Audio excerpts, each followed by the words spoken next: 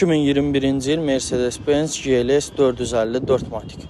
3 motor 94 min mil yürüyüşlə 16 min dollar start qiymətlə maşın aksiyona çıxır. 360 kamera, 4 qapıda daha çarşı daxil olma, panorama lük mövcuddur maşında. Kapotda belə bir zədəsi var.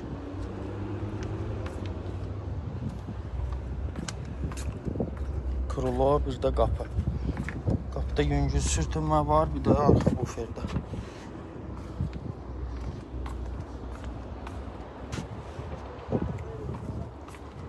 Başqa maşının zədəsi yoxdur.